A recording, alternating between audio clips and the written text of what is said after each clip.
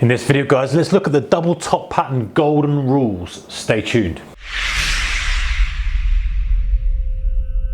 Hey traders, warm welcome to you. Thank you for joining me. Alright, so double top, pretty good pattern in my opinion. It's a pretty simple pattern, or it's a very simple pattern.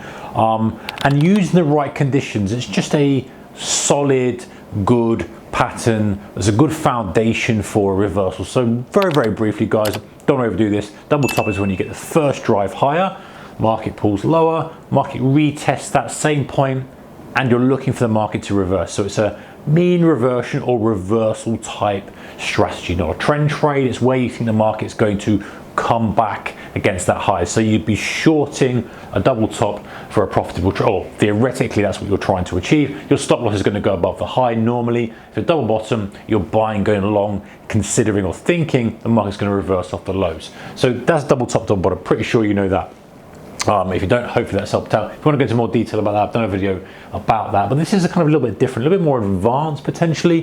The golden rules that I like to use when trading this double top pattern. So there's a few kind of charts I've got here. You've got, and they all could be claimed as a double top. Double top is you get your first high here, your first high here, there's one, there's 0.1, there's 0.2, same with that, and then the same with this. The same kind of thing, but very subtle differences.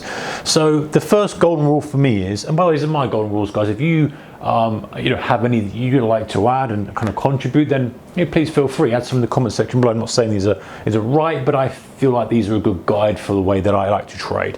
First thing is you should have length and duration between highs. So what does that mean? So length being the distance it pulls back. So if you look at the difference between these, okay, this one only pulls back 20% of the overall move. So the overall drive from here to here, let's say that's 100%. This pullback here to this point is only 20% of the pullback. And then this one here is more like 50%. So that's what I mean when I'm talking about the length. When I'm talking about the duration, I mean the time between. So this one, very little time between as well. That could be, if this was a daily chart, for example, that might be a 3-day period. If it was a 5-minute chart, it might be kind of 20-25 minutes. This one's a little bit better because it's got a longer duration between, maybe got a week or so, but the distance from the high is not too good, the length's not too good. So why do we want this? First of all, we want the length and duration between highs to be more like this. So in other words, the distance between the peaks, or the time, the duration of time is reasonable, and we've had a decent pullback down. Kind of the price move, the length of the pullback is decent as well. Why? Well, think about what's actually happening with double top. Market's pushing to highs, supply demand shifting, market's backing off. Now, if the market doesn't show some kind of supply coming in, i.e. this, then it's not really double top. This isn't really double top. If the supply is just literally pulling it down a little bit, it's almost like buyers shutting off rather than sellers getting more aggressive. And the whole premise behind this is that it tries again, can't find any buyers above the prior high, and then rolls lower. That's why you're positioning your short. This is more like the type of action that you get in a trending environment. It's more like a pullback. Buyers are still kind of holding it at this level, and they're punching again for that high. It's not low enough. You need to see some commitment from sellers, some transition from constant bid to lots of selling coming in, to then use that as a precursor for your reversal at your double top. So, and also the length between it, you want a big period of time, because you want to see that it's been kind of selling for a while and pull back, so that there's no urgency. You don't want to see urgency, because if you wanted to see urgency, you'd be looking for a breakout. You want to see it taking its time. Now, if it's going over a super long period of time, then it almost negates the setup, because such a long period of time has passed, the dynamics are different. If it's multiple years, I don't think that's got any value. Some people disagree on that, fine. I think it's still got to have a reasonable short period of time so that people are still remembering and the conditions are the same for the underlying market. But length should I say, the pullback and duration of the pullback are important. Between the two highs, I think, are super important. If you look at this, you've got a long period of time, but it's almost like accepting that price level. That's not what you want. You want to see rejection, and rejection for a long period of time. I guess another one I could have drawn is one that maybe had a very quick sharp pullback up. That wouldn't be got any good either, because that's testing lows and at that point buyers are stepping up, considering it as value, and it's bidding back up. So these aren't so good in my opinion.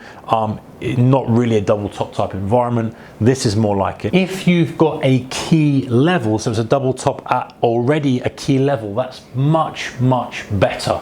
In other words, you've got this level coming in from before, then that is more significant than if it's just in the middle of nowhere. If it's just in the middle of nowhere, it doesn't have as much weight. But if that's been a prior resistance level from way back and now is acting as a resistance level, that's even more powerful. The third thing is, don't take them if there's a catalyst. So in other words, if in this period here, there's some kind of repricing of the market, in other words, an interest rate announcement, there's currency pair, there's earnings, or there's something that's a catalyst to make this market more bullish or perceived to be more bullish, I'd be cautious about taking them, because that can be just the fuel that's needed to drive things higher. You don't really want to be failing that, you want to be joining that, and that might be like, okay, let me just wait and see what happens here. The final number 4 thing, guys, is a slight break on the second peak is better. So what does that mean? Basically it means that if you get a little bit of a fake out, sucks a few buyers in, and then reverses,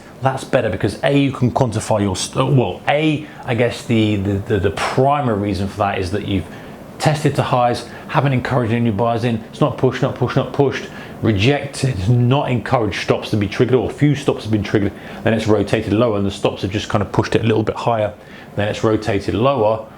That's kind of good price actions, good solid price action. And the second thing is that you can easily frame your stop. You can take the double top as it comes back through that prior support or resistance level, and then you can just put your stop above the high and go, right, fine. I frame the trade, it looks comfortable. So there's a couple of things there, guys, that I think are worth looking at if you're trading a double top.